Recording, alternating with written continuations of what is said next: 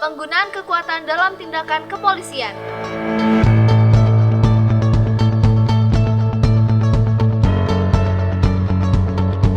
Polri merupakan alat negara yang berperan dalam memelihara keamanan dan ketertiban masyarakat, menegakkan hukum, serta memberikan perlindungan, pengayoman, dan pelayanan kepada masyarakat dalam rangka terpeliharanya keamanan dalam negeri. Anggota Polri dalam melaksanakan tugas di lapangan sering dihadapkan pada situasi, kondisi, atau permasalahan yang mendesak, sehingga perlu melaksanakan penggunaan kekuatan dalam tindakan kepolisian. Pelaksanaan penggunaan kekuatan dalam tindakan kepolisian harus dilakukan dengan cara yang tidak bertentangan dengan aturan hukum, selaras dengan kewajiban hukum, dan tetap menghormati atau menjunjung tinggi hak asasi manusia. Sebagaimana yang diatur dalam Peraturan Kapolri Nomor 1 Tahun 2009 tentang penggunaan kekuatan dalam tindakan kepolisian. Tujuan penggunaan kekuatan dalam tindakan kepolisian adalah mencegah, menghambat, atau menghentikan tindakan pelaku kejahatan atau tersangka yang sedang berupaya atau sedang melakukan tindakan yang bertentangan dengan hukum.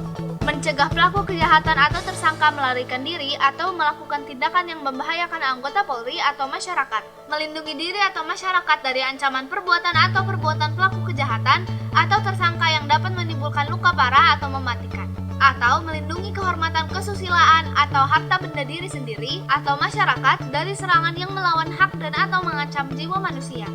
Tindakan kepolisian adalah upaya paksa dan atau tindakan lain yang dilakukan secara bertanggung jawab menurut hukum yang berlaku untuk mencegah, menghambat, atau menghentikan tindakan pelaku kejahatan yang mengancam keselamatan atau membahayakan jiwa raga, harta benda, atau kehormatan kesusilaan guna mewujudkan tertib dan tegaknya hukum serta terbinanya ketentraman masyarakat. Penggunaan kekuatan adalah segala penggunaan atau pengerahan daya, potensi, atau kemampuan anggota Polri dalam rangka melaksanakan tindakan kepolisian. Mempertahankan diri dan atau masyarakat adalah tindakan yang diambil oleh anggota Polri untuk melindungi diri sendiri atau masyarakat, atau harta benda atau kehormatan kesusilaan dari bahaya yang mengancam secara langsung. Prinsip-prinsip penggunaan kekuatan dalam tindakan kepolisian yaitu legalitas, yang berarti bahwa semua tindakan kepolisian harus sesuai dengan hukum yang berlaku. Nesesitas, yang berarti bahwa penggunaan kekuatan dapat dilakukan bila memang diperlukan dan tidak dapat dihindarkan berdasarkan situasi yang dihadapi. Proporsionalitas, yang berarti bahwa penggunaan kekuatan harus dilaksanakan secara seimbang antara ancaman yang dihadapi dan tingkat kekuatan atau respon anggota Polri, sehingga tidak menimbulkan kerugian atau korban atau penderitaan yang berlebihan. Kewajiban umum, yang berarti bahwa anggota Polri diberikan kewenangan untuk bertindak atau tidak bertindak menurut penilaian sendiri untuk menjaga, memelihara ketertiban, dan menjamin keselamatan umum. Preventif, yang berarti bahwa tindakan kepolisian mengutamakan pencegahan. Dan masuk akal, yang berarti bahwa tindakan kepolisian diambil dengan mempertimbangkan secara logis situasi dan kondisi dari ancaman atau perlawanan pelaku kejahatan terhadap petugas atau bahayanya terhadap masyarakat.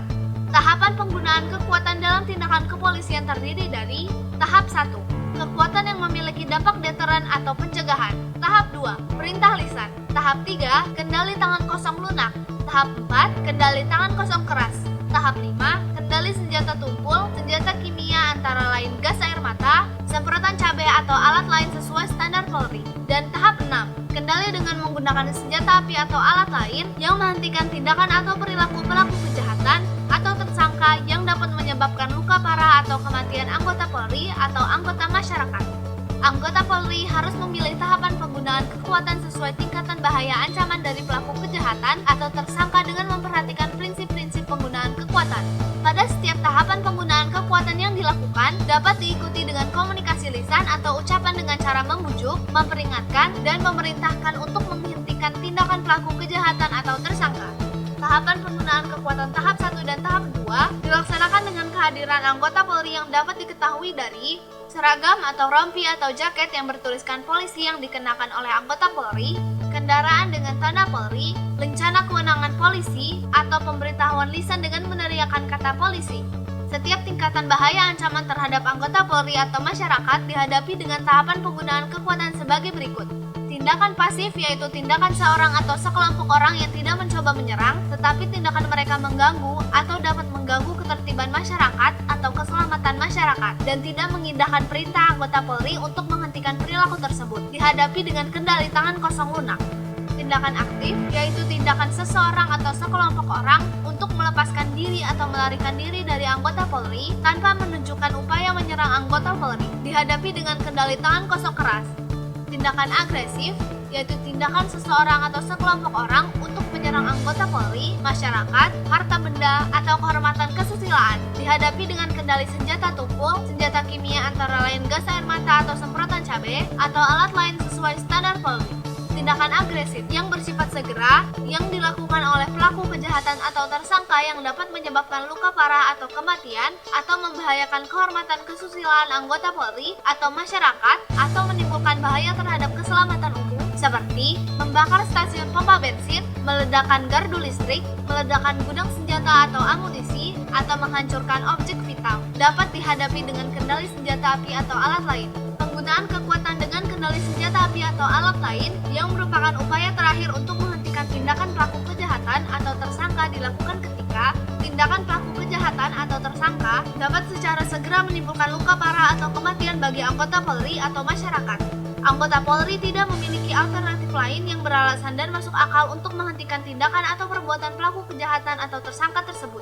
Anggota Polri sedang mencegah larinya pelaku kejahatan atau tersangka yang merupakan ancaman segera terhadap jiwa anggota Polri atau masyarakat. Untuk menghentikan tindakan pelaku kejahatan atau tersangka yang merupakan ancaman segera terhadap jiwa anggota Polri atau masyarakat dapat dilakukan penggunaan kendali senjata api dengan atau tanpa harus diawali peringatan atau perintah lisan. Penggunaan senjata api dari dan ke arah kendaraan yang bergerak atau kendaraan yang melarikan diri diperbolehkan dengan kehati-hatian yang tinggi dan tidak menimbulkan resiko baik terhadap diri anggota Polri itu sendiri maupun masyarakat. Dalam hal penggunaan senjata api, anggota Polri harus memiliki kualifikasi sesuai ketentuan yang berlaku. Anggota Polri sebelum melaksanakan tindakan kepolisian dari tahap 1 sampai dengan tahap 6 harus mendapatkan pelatihan dari kesatuan pusat atau wilayah. Anggota Polri yang menggunakan kekuatan dalam pelaksanaan tindakan kepolisian sesuai dengan prosedur yang berlaku berhak mendapatkan perlindungan dan bantuan hukum oleh Polri sesuai dengan peraturan perundang-undangan. Hak anggota Polri tersebut wajib diberikan oleh institusi Polri. Setiap individu anggota Polri wajib bertanggung jawab atas pelaksanaan penggunaan kekuatan dalam tindakan kepolisian yang dilakukannya. Dalam hal pelaksanaan penggunaan kekuatan dalam tindakan kepolisian yang didasarkan pada perintah atasan atau pimpinan, anggota Polri yang menerima perintah tersebut dibenarkan untuk tidak melaksanakan perintah bila perintah atasan atau pimpinan bertentangan dengan peraturan perundang-undangan. Penolakan pelaksanaan perintah atasan atau pimpinan untuk menggunakan kekuatan dalam tindakan kepolisian harus dapat dipertanggungjawabkan dengan alasan yang masuk akal. Atasan atau pimpinan yang memberi perintah kepada anggota Polri untuk melaksanakan penggunaan kekuatan dalam tindakan kepolisian harus turut bertanggung jawab atas resiko atau akibat yang terjadi sepanjang tindakan anggota tersebut tidak menyimpang dari perintah atau arahan yang diberikan. Pertanggungjawaban atas resiko yang terjadi akibat keputusan yang diambil oleh anggota Polri ditentukan berdasarkan hasil penyelidikan atau penyidikan terhadap peristiwa yang terjadi oleh tim investigasi, pengawasan, dan pengendalian.